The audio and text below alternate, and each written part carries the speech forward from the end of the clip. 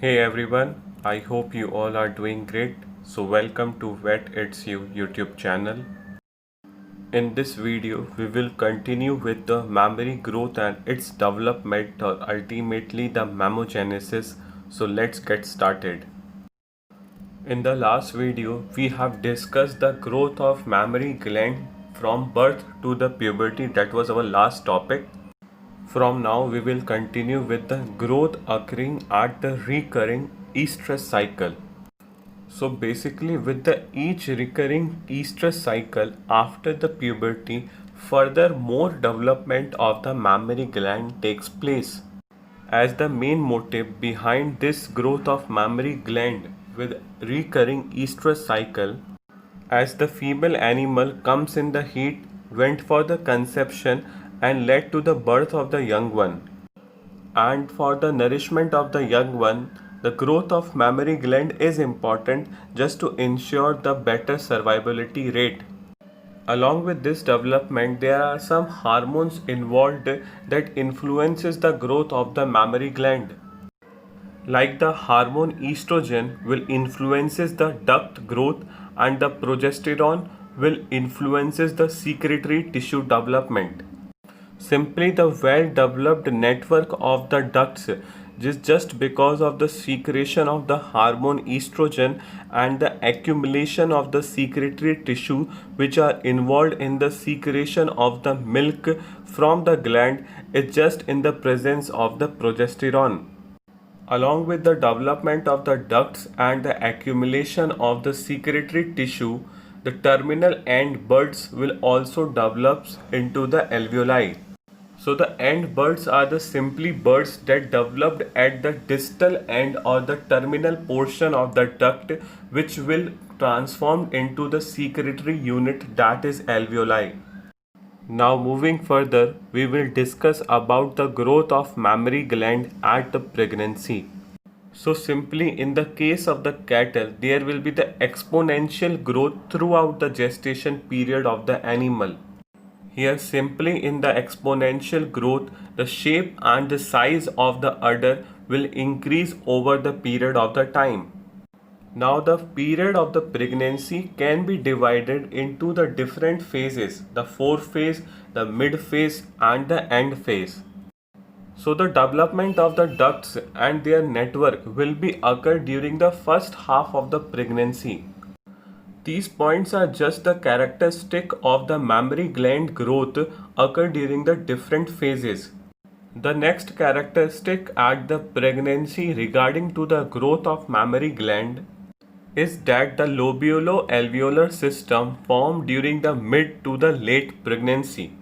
The lobulo-alveolar system simply signifies the lobes plus alveoli system that forms inside the udder. So the next characteristic states that the large growth occurred during the pregnancy, but this growth regresses after the peak lactation. So in the post-parturition period, the animal start milking and reaches its peak lactation or the highest milking secretion capacity. Now after that, there will be downgrade rate of growth of the udder or the mammary gland. So simply this cycle of the increment of the growth rate and decrement in the growth rate regarding the mammary gland will repeat itself after each pregnancy. Continuing the characteristics of the mammary gland growth occurring at the pregnancy period of the mammal, the gland system will also increase their development in the 5th or 6th month of the pregnancy. In the previous video, I already told you about the different system found in the mammary gland. So again talking about the gland system, it is a sinus that opens directly into the teat system and functions for the milk storage. So the growth of the gland system will also increases in the 5th or the 6th month of the pregnancy. So here don't confuse with the months, you can relate it with the pregnancy period of the different animals. These are just the generalized data. So moving forward, in the period of the pregnancy from 4th to the 7th month, there will be the glandular proliferation or the differentiation of the different glands that will enter into the gland system.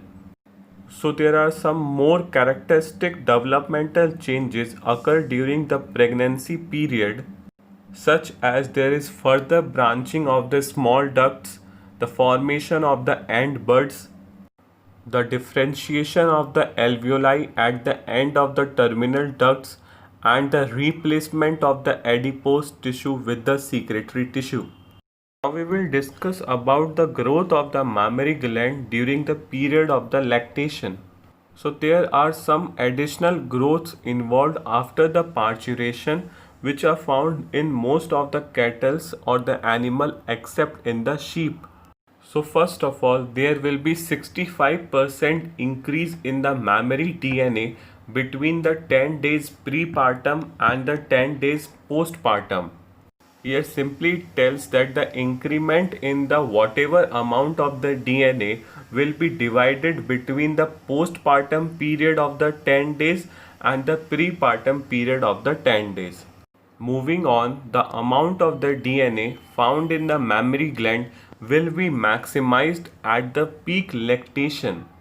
The next characteristics states that the cells per alveolus will double at the time of the parturition. This simply increases the efficiency of the secretory tissue. And after attaining the peak lactation, there will be very little cellular proliferation and the cells are getting destroyed and lost through the milk.